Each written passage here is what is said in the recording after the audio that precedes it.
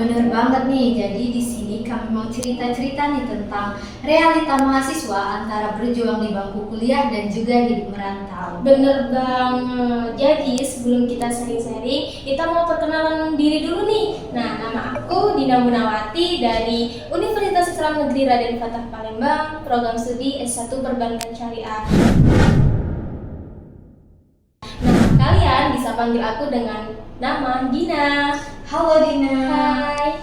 Dan aku Nur Fajrina dari Universitas Islam Negeri Raden Fatah Palembang, program studi S1 Perbankan Syariah. Kalian bisa panggil aku Rina ya. Hai Rina. Hai. Nah, kita akan sharing-sharing. Yang pertama itu tentang berjuang di bangku kuliah. Nah, di sini saya mau tanya nih sama Rina, apa sih ekspektasi dan realita pada saat berjuang di bangku kuliah? Nah, kalau bicara ekspektasi ya, kalau menurut aku sih dulu aku berpikir kalau kuliah itu kayak di film-film, bisa nongkrong-nongkrong, ketawa-ketawa, terus jamnya itu kayak apa ya? Nggak kayak sekolah ya. Kalau di sekolah kan dulu dari pagi sampai sore, kalau kuliah itu kayak enak banget gitu. Tapi kalau dilihat realitanya ternyata pas aku ngejalanin kuliah, wow berat banget ya. Kayak apa ya? Banyak sekali tugas yang harus dikerjain. Bener banget, ternyata sama yang dirasain oleh Rina ini sama yang dirasain dengan saya, sama seperti itu. Pas mikirnya di SMA itu kuliah itu enak, nggak nggak semumet aku pas waktu kuliah. Iya. Nah, tantangan yang pertama saya hadapi pada waktu kuliah itu yang paling berat itu berinteraksi dengan orang. Benar banget. Dimana itu orang kan berbagai daerah ya, kita Iya. nggak bisa mengenalnya. Terus kita mau mengenal sifatnya dulu. Benar. Terus nyaman nggak kita berteman dengan dia? Ya karena kalau di kuliah itu kayaknya susah banget ya nyari teman yang benar-benar bisa dikatakan teman kayak gitu ya. Iya sama, apalagi yang saya rasakan pas waktu semester 1 itu ya, seringnya menangis karena tuh tertekan. Baru tahu kalau rasanya tuh kuliah itu sepahit ini. Nah, Aku mau balik nanya nih ke Dina. Menurut Dina, apa sih bagian paling berat jadi mahasiswa itu? bagian paling berat jadi mahasiswa itu yang aku rasain itu adalah ketika ketemu dosen killer. Ya, kita kan tanya-tanya dulu kepada kakak tingkat yang sudah menjalankan terlebih dahulu. Katanya tuh dosen itu tuh bisa memberikan nilai kecil kalau kamu benar-benar tidak belajar. Nah, di situ tuh itu hal yang paling terberat. Soalnya mikir juga kan, kalau mendapatkan nilai kecil, kuliah sudah habis banyak, tidak mungkin kita mau ngecewain orang tua kan. Nah, disitulah hal yang terberat. Terus yang kedua, hal terberat yang kedua itu ketika ada tugas yang agak sulit, terus pengumpulannya itu cepat. Jadi nah itu hal yang paling terberat. Nah, yang ketiga itu sudah begadang malam-malam untuk ngerjain tugas yang diantaranya cepat. Nah, tapi jam 7 harus kuliah, mana masih ngantuk kan. Jadi itulah hal yang terberat. Belum mikirin ini mau makan apa, sampai makan aja lupa. Iya benar banget sih. Nah tadi apa yang sudah dijelaskan Dina menarik banget ya. Tapi kalau menurut aku bagian paling berat itu kayak apa ya? Misalnya dosen lagi ngejelasin nih di kelas, aku tuh kayak susah banget nih nangkepnya. Tapi kalau teman-teman yang lain tuh kayak mudah banget, jadi ngerasa insecure banget rasanya, ya Allah kenapa aku kayak gini? Beda jadi orang seperti itu Iya, kan. beda banget. Oke Rina, di sini saya akan bertanya lagi nih sama kamu. Hal yang terberat saat menghadapi dosen killer? Baik, menurut aku sih kalau menghadapi dosen killer itu jangan terlalu berlebihan, jangan takut terlalu berlebihan, karena dosen killer itu biasanya tegasnya itu soal disiplin, tepat waktu, dan juga kita harus rajin-rajin belajar ya. Kalau menghadapi dosen killer itu kita harus sering bertanya di kelas, juga harus hadir terus ya, nggak boleh kita tuh nggak boleh bolos. Lalu kita harus berikan sikap hormat kita kepada dosen kita supaya dia bisa mengenal kita. Jadi kalau soal dosen killer itu pokoknya jangan takut, berlebihan. Takut sih boleh ya, tapi jangan terlalu berlebihan karena itu bisa merusak mental kita juga sih. Tapi kadang menghadapi dosen killer itu bisa membuat kita selalu overthinking ya. Benar banget sih. Gimana sih nanti nilai akhirnya atau bagaimana? Soalnya kan kita sudah ada pengalaman ke kakak tingkat ya, kita selalu bertanya dengan dia. Katanya kalau dosen itu tuh sering memberikan nilai jelek. Ya, nah itu ya yang membuat kita selalu overthinking. Iya. Tapi biasanya dari kakak tingkat itu hanya nakut-nakutin ya. Tapi biasanya itu dosen killer itu ekspektasi kita kan nilainya pasti kecil ya. Tapi biasanya juga nilainya bagus sih. Berarti kita harus takut-takut dahulu ya, Iya. senang-senang kemudian. Kalau takut sama dosen killer itu bagus sih, jadi kita bisa lebih disiplin juga. Lebih belajarnya serius ya. Ya, kalau dosennya agak killer sih agak santai kita belajar. Malahan kita tuh menyepelekan tugasnya. Iya, Nanti lah ngerjainnya nanti lah. Iya, besok aja deh, nunggu deadline aja deh. Padahal itu tuh sebenarnya hal yang tidak patut untuk dicontoh. Iya, benar banget. Nah, aku mau tanya lagi nih ke Dina.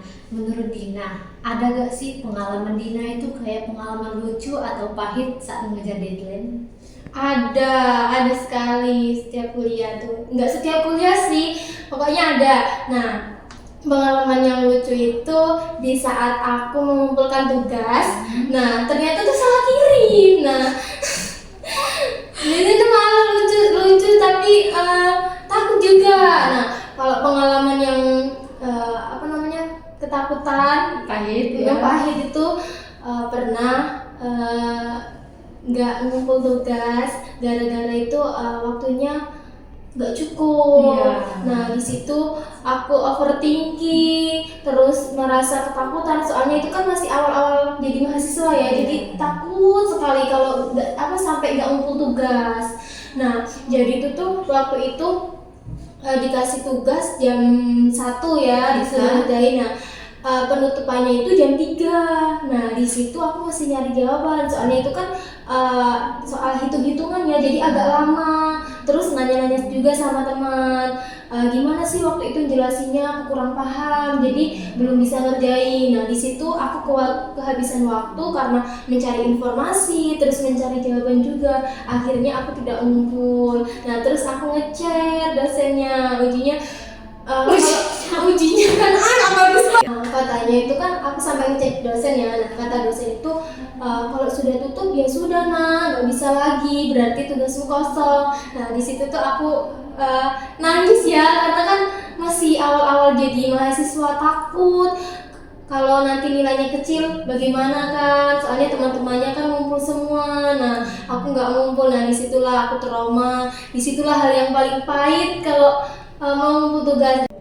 Nah ada kejadian yang paling pahit juga nih, yang kedua, yaitu tuh saat UAS atau ujian itu tuh kan di rumah, dosen itu nyuruh di rumah. Nah tapi tuh aku sama kawan aku sudah ngumpul. Nah nggak taunya tuh pas dicek di e-learning itu yang punya aku kumpul di e-learning kawan aku. Nah jadi nilai kami dibagi 2. Nah itu hal yang sangat sedih yang bagi saya merasakan hal seperti itu. Sudah overthinking karena juga sudah nanya-nanya ke teman. Memang dosen itu tuh killer, terus bisa membuat nilai kita kecil. Nah di situ aku overthinking, selalu menangis, selalu pokoknya terpikir terus dengan hal itu. Nah nilainya yang sebenarnya bagus jadi dibagi 2 sama kawan aku. Nah itu hal yang paling pahit pada saat saya pengumpulan tugas yang kesalahan itu yang paling pahit yang saya rasakan. Tapi kalau kita sudah mengalami hal seperti ini, jadi kita bisa ada pembelajaran ya. Iya, jadi pelajaran untuk kedepannya. Jadi lebih berhati-hati ya. Lebih berhati-hati dan juga harus kalau ada tugas harus cepat-cepat dikerjain biar sudah selesai. Jadi nggak pusing lagi mikirin tugas ini belum, itu belum. Kebetulan masih ada lagi nggak nih ceritanya Dina? Ya mungkin itu ya yang hal yang paling terpahit dalam aku masih kuliah, tentang pengumpulan tugas tepat waktu atau kesalahan-kesalahan yang salah ngumpul itu. Nah itu tuh bagi saya semuanya pelajaran ya, karena kalau nggak kayak gitu kita nggak tahu akibat apa yang bisa membuat kita overthinking dalam pengumpulan tugas. Nah, seperti itu. Nah, jadi tuh kuliah ini menurutku berat, sangat berat kalau tentang pengumpulan tugas, berat sekali. Iya.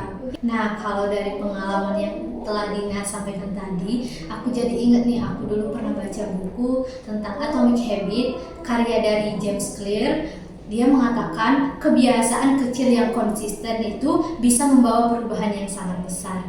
Jadi dari pengalaman Dina tadi, kita jadi bisa lebih berhati-hati dalam mengumpulkan tugas, tidak boleh terburu-buru, jadi lebih harus teliti ya teman-teman. Rina, apa sih susahnya itu manajemen waktu pada saat kuliah dan istirahat? Nah, kalau menurut aku sih, kalau manajemen untuk waktu kuliah dan juga istirahat itu, kalau misalnya sudah masuk waktu kuliah di minggu-minggu pertengahan ya, kan lagi sibuk-sibuknya nih untuk persiapan ujian. Menurut aku sih kalau belajar itu sangat penting, tapi istirahat juga itu penting. Misalnya nih kalau kita ada tugas, kita harus mengerjakan tugas di malam hari, misalnya selesainya pada tengah malam, tapi pagi-paginya kita harus kuliah jam 7 kan. Nah, ada juga nih pengalaman aku waktu semester 1 ya. Waktu itu kan dosennya mengatakan kalau kami harus masuk kuliah pukul 4 sore karena dia ada kerjaan juga kan. Jadi pas waktu jam 4 itu dia ngasih tugas nih untuk dikumpul besok pagi. Jadi waktu itu kan awal-awal kuliah, jadi rasanya itu kayak Berat banget ya, berat banget. Harus deadline-nya kan nggak nyampe sehari itu, jadi semalaman itu ngerjain tugas, begadang sambil minum kopi juga biar bisa tahan ya. Iya, aku malah pas ngumpulnya itu sambil nggak mandi. Nah, soalnya di subuh itu masih lanjut ngerjain. Iya, jadi pas sudah dikerjain ternyata ekspektasinya itu Tidak sesuai ini ya ekspektasinya. Ekspektasinya kan kita mikirnya ini dosennya harus benar-benar koreksinya. Soalnya tahu sendiri kan dosennya itu selalu teliti dalam apapun, dia teliti apalagi dalam pengerjaan tugas. Nah, tapi realitanya ternyata nggak dikoreksi. Cuma dilihat siapa yang sudah ngumpul sudah. Iya, yang dilihat hanya yang sudah ngumpul siapa, lalu dikasih nilai. Begitu aja. Jadi menurut aku sih istirahat itu penting banget ya. Kalau misalnya udah jam 12 gak usah dipaksain. Kalau menurut aku kalau waktu istirahat itu penting banget ya. Karena bisa kalau kita kurang istirahat, besok paginya kita pasti nggak akan fokus. Bisa sakit juga. Iya. Dan itu ngaruh sekali dengan diri kita. Iya, jadi ternyata tuh nggak usah terlalu dipikirin ya. Kalau memang sudah nggak kuat, jangan dipaksain. Kalau udah nggak kuat istirahat. Nah, sebelum kita melanjutkan sharing-sharing kita bermain dulu nih biar nggak bosan. Ya, nama permainannya itu yaitu Truth or Dare. Jadi kalau misalnya Dina nih milih Truth, berarti Dina harus menjawab pertanyaan secara jujur. Kalau Dina milih Dare, berarti Dina harus menerima tantangan. Langsung saja ya, kita mulai ya. Dari siapa dulu nih? Dari kamu. Oke. Kamu milih truth or dare? Truth. Berarti kamu harus jawab jujur ya pertanyaan aku. Oke, siap. Rina, kamu ini pernah jatuh cinta nggak sama teman sekelas? Kalau bicara jujur ya, nggak pernah. Karena menurut aku sih, kalau boleh jujur nih ya, aku nggak pernah sih ngerasain jatuh cinta sama teman sekelas. Karena dari SMA sudah ada pacar sih. Oh, pantes. Jujur ya? Iya, jujur. Sekarang giliran Dina ya. Oke. Truth or dare? Truth. Apa ya? Pikirin dulu. Truth ya. Dina pernah dimarahin dosen nggak? Kalau dimarahin selama ini belum sih, tapi pernah kesinggung dengan kata-kata. Tapi itu sebagai motivasi, karena kan pernah yang tadi aku ceritain yang telat-telat itu. Nah, tapi dosennya itu cuma ngomong ya nggak bisa, ini sudah kesepakatan kita. Nah, tapi itu di hati itu rasanya sakit karena tidak sesuai dengan apa yang aku lakuin gitu. Kalau secara jujur, Dina belum pernah dimarahi sama dosen. Dan terus jangan sampai keren.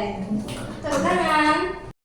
Nah, Dina, di sini aku ada tantangan lagi nih untukmu. Nah, tapi pertanyaannya beda dari yang tadi. Sama kok ininya, tapi Dina di sini milih truth or dare. Nah, karena tadi kita sudah bermain truth ya, sekarang dare aja deh. Oh, berarti kalau milih dare, Dina harus siap menerima tantangan dari aku. Apa tuh? Bernyanyi. Wah, Gimana? Maaf ya guys, tapi suara saya kurang Nggak bagus. apa-apa, sekali-sekali. Aku nyanyi ini bukan karena galau ya guys, tapi cuma Karena lagu ini tantangan ya, ya, yang tantangan. bisa. Iya, nggak bisa. Belum ada 1 bulan, ku yakin masih ada sisa wangiku di bajumu. Namun kau tampak baik saja, bahkan senyummu lebih lepas. Sedang aku di sini hampir gila. Sudah. Bagus sekali. Malu jelek. Bakat terpendamnya sekarang sudah dikeluarkan. Langsung saja ya guys, jangan berlama-lama lagi. Iya. Ini pilih truth atau dare? Biar juga deh, biar seimbang kita. Ya udah, karena tadi aku sudah nyanyi, sekarang Dina saya suruh sholawat aja deh. Selamat apa ya? Ayo apa? Mungkin aku asal langsung saja ya. Telah lahir cahaya penerang jiwa manusia mulia penyejuk jiwa burung-burung bernyanyi matahari berseri datang pujaan hati sebagai obat diri Maulaya sholli wa sallim daiman abada alal habibika khair li haqi kullihim. Wah, suaranya merdu sekali ya guys. Dunia ya. Bagus, bagus banget. Apakah Dina sering berselawat ya? Kalau di dusun iya. Wah, keren banget ya teman-teman. Maaf ya kalau suaranya nggak enak. Bagus banget suaranya. Nah, tadi kita sudah refreshing ya main game Betul truth or dare. banget. Nah, lanjut ya ke cerita Sharing-sharing kita, lanjut ke sharing-sharing kita yang selanjutnya itu apa nih? tentang hidup merantau. Nah, Tadi kan sudah sharing tentang perjuangan di bangku kuliah ya. Sekarang kita lanjut ke tentang hidup merantau. merantau di kota orang lain ya. Nah, mau nanya nih ke Dina. Boleh. Apa sih pengalaman yang paling kaget pertama kali merantau? Jadi pengalaman pertama pada saat merantau di kota orang lain itu pengalaman yang paling pahit, terutama pas awal-awal ngekos itu jujur Dina selama 1 bulan nangis. Terus nggak bisa kalau tiap malam nggak VC sama orang tua. Nah jadi tuh ngerasa kayak biasanya makan langsung makan. Iya. Nah ini kita masak dulu, terus mikir lagi besok mau makan apa, mau masak apa. Nah itu hal yang paling payah. Terus kalau sakit ya, Iya. kalau sakit itu, nah apa? Mau berobat Iya, juga nggak bisa ya, nggak bisa jauh sama dari orang tua. harus nahan ya. Apa-apa sendiri. Paling bisanya cuma nangis setelah di kosan. Sampai pernah berpikir apa aku berhenti aja ya, nggak enak. Ini nggak enak sekali hidup tanpa orang tua itu. Mungkin begitu. Kalau Rina bagaimana? Sama sih, aku juga kan merantau ya, bukan asli dari kota ini. Jadi kalau misalnya lagi sakit itu rasanya ditahan aja gitu. Rasanya pengen pulang ini ya, Iya. pulang ke dusun ya. mau nangis terus rasanya. Setiap hari itu pasti ada aja kepikiran kalau pulang. Nah, gimana apa ya, orang tua sudah berjuang untuk ngelahirin kita, tapi Kalau kita rasanya begitu menyerah aja. iya, nanti perjuangan orang tua sia-sia. Iya, apalagi kan mencari uang sama mengejar pendidikan lebih capek mencari uang. Iya, Kita benar. berpikiran seperti itu. Nah, Rina, pernah nggak sih ngerasa pingin menyerah atau pingin pulang aja gitu? Pernah nggak merasa seperti itu? Pernah banget sih, karena awal-awal merantau itu rasanya susah banget kan, jauh dari orang tua. Rasanya susah sekali, apa-apa sendiri, dikerjain sendiri. Kalau pulang ke kos itu rasanya sepi, nggak ada suara televisi, suara ibu lagi ngomel-ngomel. Iya, nggak ada yang memanggil Iya. kita ya, rasanya sunyi sekali. Kalau dipikirin misalnya, pernah nggak ngerasa mau nyerah? Pernah, tapi kalau diingat rasanya perjuangan orang tua akan sia-sia kalau nyerah gitu aja. Masa depan kita itu kan masih panjang ya, jadi kalau kita nyerah sekarang, bagaimana ke depannya nanti? Terus mikir juga kita mau jadi apa kalau Iya. cuma di rumah kan. Orang tua nyari duit disalurkan ke kita dengan ilmu biar bisa berkembang. Iya, kan seperti itu ya. Iya, karena aku juga pernah dengar sih kata B.J. Habibie, kalau anak muda itu harus produktif, jadi nggak boleh apa-apa menyerah, jadi harus semangat walaupun jauh dari orang tua, karena harapan orang tua itu ada pada diri kita. Benar, benar sekali apa yang dikatakan Rina. Mungkin selebihnya yang dikatakan Rina itu pernah dirasakan kepada saya seperti Iya. itu. Karena ada dua juga ya untuk kita. Nah, mau nanya lagi nih ke Dina. Menurut Dina, apa sih yang paling dirindukan dari kampung halaman? Nah, terutama yang paling dirindukan oleh Dina itu tuh masakan ibu terutama ya. Oh, bener banget sih. Iya, karena tuh tidak ada yang menggantikan keenakan masakan ibu. Iya. Nah, yang kedua itu keluarga, karena tuh Dina tuh lebih senang bermain dengan anak-anak kecil atau anak-anak yang dari paman-paman Dina gitu. Nah, jadi terhibur Iya. di rumah. Terus yang ketiga itu teman-teman dekat. Kalau Dina pulang ke dusun, itu tuh teman-teman langsung kumpul di rumah Dina. Lagi masak-masak garam, seperti masak sebelah, Iya, seperti seru itu. sekali. Iya, terus main kartu. Nah, sampai kalau cerita tuh nggak pernah mikir waktu kalau sudah sore, sampai kadang mamanya nelpon ke Dina suruh balik temannya, sudah sore. Jadi kalau sudah kumpul tuh nggak ingat waktu kalau sama teman. Nah, yang dirindukan suasana di dusun itu tuh suasana kalau misalnya mau pengajian bareng-bareng, terus ngaji bareng-bareng, itu paling yang dirindukan oleh Dina. Itu sih. Kalau di dusun tuh lebih nyaman daripada di kota orang lain, karena kan pemandangannya beda kan. Kalau di kota ini nggak ada pemandangan sawah-sawah, berkebunan, Iya. tanaman-tanaman. Kalau di sana pening aja, pergi ke sawah sudah hilang rasanya. Kayak healing gitu ya. Iya, benar. Bener banget. Kalau yang dirindukan dari kampung halaman itu sebenarnya yang paling pertama itu masakan ibu. Iya, itu yang nomor satu. Iya. Kalau aku sih mau nambahin ya, kalau aku yang aku rindukan itu kucing-kucing aku. Iya, ada di pacar. Kan nggak ada di kampung halaman. Oh, nggak ada. Karena aku kan pecinta kucing ya, jadi kalau pulang itu pasti ngurusin kucing juga. Karena kucing aku di rumah ada 9. Oh, banyak sekali. Iya. Kalau aku nggak punya kucing karena aku takut. Itu aja sih. Nah, ini pertanyaan terakhir untuk Dina ya. Coba dong Dina kasih pesan untuk adik tingkat yang baru mau merantau gitu. Mau kuliah ya. Iya. Jadi pesan untuk adik-adik nih yang baru pertama kali merantau atau merasakan bangku kuliah, pastinya jangan mudah menyerah, karena kuliah itu bukan soal tentang IPK aja, tapi soal tentang bertahan hidup di kota orang lain sendirian. Nah, kalau misalnya ada banyak tugas numpuk, terus ada hal-hal yang membuat kita berat, jangan pantang menyerah. Karena tuh kesulitan apapun pasti ada jalannya. Nah, mungkin itu kalau Rina mau nambahin boleh?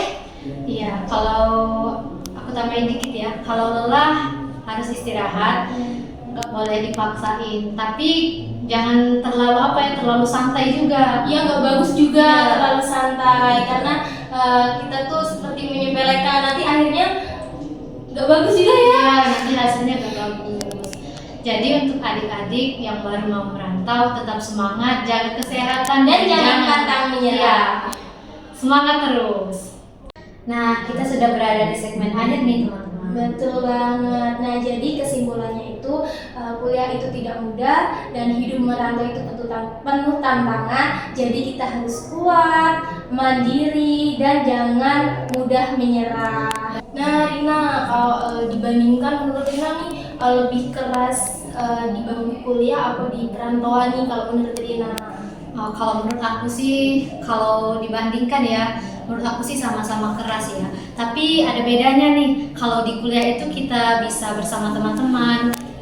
Kalau di kelas kan rame ya, jadi ngerasa nggak kesepian, bisa ngerjakan tugas bareng, jalan-jalan. Berarti beda ya sama di perantauan. Iya. Kalau perantauan kan kita sendiri. Iya, kalau di kos, nah itu langsung kerasa banget kesepian. Sendirian. Iya, kesepian. Terus keinget rumah ya. Iya, kalau di kos itu, pinginnya balik. iya. Nggak ada yang menghibur kita. Iya, bener banget. Kalau di kos itu langsung kepikiran, rasanya mau nangis kalau di kos. Ya Allah, kenapa kayak gini? Kalau waktu kecil aku tuh ngerasa kayaknya enak ya kalau hidup sendiri. Tapi kalau ternyata susah banget pas dijalani. Ya kan kesepian ya, jauh dari teman-teman juga, kan di kos sendiri ya, nggak ada teman cerita. Jadi kalau di kos itu main HP aja gitu. Kalau nggak belajar main HP. Kalau Sama mikir ya. Iya. Pasti kalau di kosan tuh main HP sama kepikiran. Iya. Apalagi kalau misalnya ada tugas kan lebih ringan dikerjakan dengan teman-teman ya. Iya, Bisa betul. tukar pikiran. Iya. Kalau di kosan kan sepi. Siapa yang mau diajak tukar pikiran kan? Iya, benar banget. Jadi kalau menurutku dulu kan, kalau aku mikir ya, kalau perantauan itu kayaknya enak ya, bisa bebas, hidup mandiri. Tapi ternyata iya, iya, diomeli. iya. Tapi ternyata susah banget kalau dijalani. Nah, ini pertanyaan terakhir untuk Dina ya. Coba dong Dina kasih pesan untuk adik tingkat yang baru mau merantau gitu. Memang sekuliah ya. Iya. Jadi pesan untuk adik-adik nih yang baru pertama kali merantau atau merasakan bangku kuliah, pastinya jangan mudah menyerah karena kuliah itu bukan soal tentang IPK aja, tapi soal tentang bertahan hidup di kota orang lain sendirian. Nah, kalau misalnya ada banyak tugas numpuk, terus ada hal-hal yang membuat kita berat, jangan pantang menyerah. Karena tuh kesulitan apapun pasti ada jalannya. Nah, mungkin itu kalau Rina mau nambahin boleh? Iya, kalau aku tambahin dikit ya, kalau lelah harus istirahat, nggak boleh dipaksain. Tapi jangan terlalu santai juga. Iya, nggak bagus juga Iya. terlalu santai karena kita tuh seperti menyepelekan, nanti akhirnya nggak bagus juga ya. Ya, nanti hasilnya gak bagus. Jadi untuk adik-adik yang baru mau merantau, tetap semangat, jaga kesehatan, Dan jangan pantang menyerah. Iya, semangat terus.